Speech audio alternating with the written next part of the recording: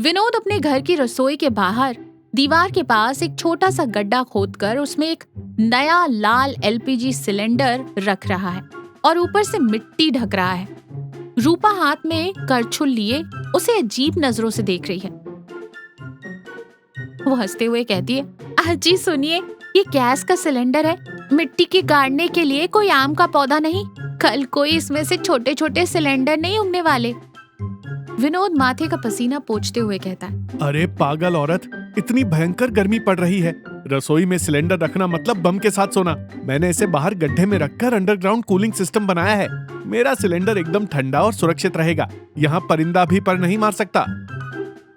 हे भगवान, आपके इन देसी जुगाड़ों का कुछ नहीं हो सकता। बस ये ध्यान रखना कि आपका ये वीआईपी सिलेंडर कहीं भाग न जाए। रूपा रसोई में चाय बनाने के लिए गैस जलाती है, लेकिन गैस नहीं जलती। विनोद अखबार पढ़ते हुए आता है। रूपा गुस्से में कहती है, सुनिए, आपका वो अंडरग्राउंड वीआईपी काम करना बंद कर दिया है, गैस खत्म हो गई है। विनोद आंखें फाड़ कर कहता है, क्या 14 किलो की गैस 3 दिन में खत्म? अरे तू रसोई में रोटियां सेक रही थी या लोहे की फैक्ट्री चला रही थी? तभी उसका दोस्त जतिन घर के अंदर आता है। अरे विनोद भाई, क्या बात है? सुबह सुबह दोनों पति पत्नी ऐसे मुंह फुलाए खड़े हो जैसे किसी ने लॉटरी का टिकट चुरा लिया हो। एक कड़क चाय मिलेगी? विनोद चिढ़कर कहता है, चाय क्या, अब तो तुझे धूप में बिठाकर पानी उबालना पड़ेगा। मेरी नई गैस खत्म हो गई। आ, बाहर जाकर चेक करते हैं। विनोद, रूपा और जितिन बाहर आते हैं। विनोद सिलेंडर को हिलाकर देखता है, वो एकदम खाली है।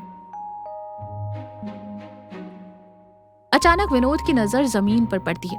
मिट्टी के नीचे से एक बहुत ही पतली पाइप दबे पांव पड़ोसी किशोर के घर की तरफ जा रही है। भाई वाह, मेरी गैस, मेरा सिलेंडर और पाइपलाइन किसी और के घर जा रही है। चलो आज उस किशोर की खबर लेते हैं। विनोद और जितिन गुस्से में किशोर के घर के पिछवाड़े में आते हैं। वहां कोई नहीं है। वो पतला पाइप एक पुरानी टीन के शेड के अंदर जाकर मिट्टी में मिल गया है। विनोद फावड़ा उठाकर उस जगह की मिट्टी हटाता है। अचानक वहां जमीन थोड़ी सी धंसती है और एक बड़ा सा लकड़ी का खुफिया दरवाजा दिखाई देता है। अरे विनोद, इसके पिछवाड़े में ये खुफिया दरवाजा कैसा? विनोद उस लकड़ी के दरवाजे को खोलता है। नीचे एक बहुत बड़ा और गहरा बंकर है। जितिन फोन की टॉर्च चलाकर नीचे देखता है। दोनों की आंखें फटी की फटी रह जाती। वो कांपते हुए कहता है, अरे जितिन, मुझे चक्कर आ रहे हैं भाई, नीचे देख। उस बड़े अंडरग्राउंड कमरे में 10-20 नहीं बल्कि सैकड़ों लाल सिलेंडर एक कतार में सजे हुए हैं। उन सभी को पाइप से जोड़कर एक बड़ी मेन पाइपलाइन से बाहर भेजा जा रहा है। जितिन पसीने पोंछते हुए कहता है, बाप रे, ये तो तेरा एक सिलेंडर का चोर नहीं बल्कि पाताल लोक में पूरी गैस की फैक्ट्री चला रहा है। भाई, यहाँ अगर गलती से माचिस जल गई ना तो हमारा पूरा गांव हवा में उड़कर सीधे अगले राज्य में गिरेगा। मतलब गांव में पिछले 2 महीने से जो गैस की किल्लत चल रही है और एजेंसी वाले ने जो बोर्ड लगाया है वो सारे सिलेंडर यहाँ हैं। ये तो बहुत बड़ा स्कैम है। मैं अभी पुलिस को फोन करता हूँ। रूपा पीछे से आती है और उन्हें रोकते हुए कहती है, रुकिए, वहाँ सुनिए, किशोर के घर के सामने से सैकड़ों लोगों की आवाज आ रही है। पहले देखते हैं कि वहाँ चल क्या रहा है। किशोर के घर के सामने एक बहुत बड़ा टेंट लगा है। गरीब और आसपास के लोग जमीन पर बैठे खाना खा रहे हैं। किशोर सिर पर गमछा बांधे पसीने से लथपथ होकर बहुत ही प्यार से सबको अपने हाथों से खाना परोस रहा है। बड़े बड़े पतीलों में खाना पक रहा है। अरे बाप रे, यहाँ तो महा अन्नदान चल रहा है। खुशबू तो बड़ी जबरदस्त आ रही है। विनोद गुस्से में आगे बढ़ता है और किशोर का हाथ पकड़कर उसे खींचते हुए पीछे ले आता है। विनोद, रूपा और जितिन तीनों किशोर को उस खुफिया अंडरग्राउंड कमरे के पास ले आते हैं। विनोद गुस्से में कहता है, किशोर, ऊपर तू धर्मराज बनकर अन्नदान कर रहा है, और नीचे सैकड़ों सिलेंडरों के साथ अंडरग्राउंड माफिया चला रहा है। मेरे एक सिलेंडर को भी तूने नहीं बख्शा। ये सब क्या है? इतने सारे सिलेंडर कहाँ से आए? किशोर उस अंडरग्राउंड कमरे को देखते ही जमीन पर गिर पड़ता है और रोने लगता है। वो हाथ जोड़ लेता है। मुझे माफ कर दीजिए विनोद भाई। हाँ, ये सारे सिलेंडर मैंने एजेंसी से चोरी करके यहाँ छिपाए हैं, लेकिन मेरा यकीन मानिए, मैंने इन्हें ब्लैक में बेचकर पैसे कमाने के लिए नहीं चुराया। तो फिर ऐसा क्यों किया किशोर भाई? ये तो बहुत खतरनाक है, किशोर आंसू पोंछते हुए कहता है। भाभी जी, बचपन में मेरी माँ जब कैंसर से गुजर रही थी तो उन्होंने मुझसे एक आखिरी वादा लिया था। वो चाहती थी कि मैं गांव के सभी गरीबों को कम से कम 10 दिन तक पेट भर खाना खिलाऊं। उनकी उस आखिरी इच्छा को पूरा करने के लिए मैं पिछले 10 साल से डिलीवरी बॉय का काम करके पाई पाई जोड़ रहा था। मैंने सारा राशन भी खरीद लिया था, लेकिन जब अन्नदान का समय आया तो हमारी एजेंसी के मालिक ने गैस की कमी का बहाना बनाकर सारे सिलेंडर शहर के होटलों में दुगने दाम में बेचने शुरू कर दिए।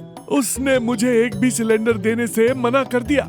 लकड़ी के चूल्हे पर रोज सैकड़ों लोगों का खाना बनाना नामुमकिन था। मुझे लगा मेरी माँ की आखिरी इच्छा अधूरी रह जाएगी। मैं पागल हो गया था। विनोद थोड़ा नर्म होते हुए कहता है। तो तूने चोरी शुरू कर दी? हाँ, मैंने रोज रात को डिलीवरी ऑटो में बचे हुए 2-3 सिलेंडर चुपके से घर ले आता और इस गड्ढे में छिपा देता। 2 महीने में मैंने 150 सिलेंडर जोड़ लिए और ये अंडरग्राउंड सिस्टम बना लिया। एजेंसी वालों को शक ना हो, इसलिए मैं चोरी किए गए सिलेंडरों के पैसे अपने हर महीने की सैलरी से थोड़ा थोड़ा करके भर रहा हूँ। पर जब तेरे पास पहले से सैकड़ों सिलेंडर थे तो तूने हमारे विनोद का सिलेंडर क्यों चुराया भाई? किशोर अजीब सी मासूमियत से कहता है। आज सुबह ही मेरी अंडरग्राउंड मेन पाइपलाइन में कचरा फंस गया विनोद भाई। बाहर सैकड़ों लोग भूखे बैठे थे और पतीले गैस पर चढ़े थे। खाना बीच में ना रुके, इसलिए मैंने इमरजेंसी में आपके वीआईपी सिलेंडर से छोटा पाइप जोड़कर गैस खींच ली। आप चाहो तो मुझे जेल भेज दो, बस ये 10 दिन का अन्नदान पूरा हो जाने दो भाई। किशोर की बातें सुनकर सबकी आंखें भर आती। विनोद उस लकड़ी के खुफिया दरवाजे को बंद कर देता है और उस पर मिट्टी डाल देता है और किशोर के कंधे पर हाथ रख के कहता है। अरे पगले, एजेंसी वाला गरीबों का पेट काट कर ब्लैक मार्केटिंग कर रहा है। वो पापी है। तू उसी का पैसा काट कर गरीबों का पेट भर रहा है। कानून की नजर में तू शायद चोर हो, लेकिन मेरी नजर में तू किसी फरिश्ते से कम नहीं है मेरे भाई। किशोर हैरानी से कहता है। विनोद भाई, आप पुलिस को नहीं बताएंगे? रूपा मुस्कुराते हुए कहती है। पुलिस को क्यों बताएंगे किशोर भाई? माँ की इच्छा पूरी करने के लिए आपने जो हिम्मत दिखाई उस पर हमें गर्व है, लेकिन ये अन्नदान खत्म होते ही इस अंडरग्राउंड गैस गोदाम को हटा देना पूरे गांव के लिए खतरा है। बिल्कुल भाभी जी, मैं कल ही सब सुरक्षित तरीके से हटा दूंगा। वो सब तो ठीक है किशोर, लेकिन मुझे बहुत तेज भूख लगी है। चल चल बाहर जाकर खाना परोसते हैं। विनोद हंसते हुए कहता है। हाँ किशोर, तेरे अंडरग्राउंड चक्कर में मेरी गैस तो चली गई, तो अब अगले 10 दिन तक हम तीनों का खाना तेरे इसी पंडाल में होगा। चारों लोग हंसने लगते हैं। किशोर की आंखों में एक सुकून और ग्रैटिट्यूड है। विनोद, रूपा और जितिन बाहर जाकर किशोर के साथ लोगों को खाना परोसने में मदद करते हैं।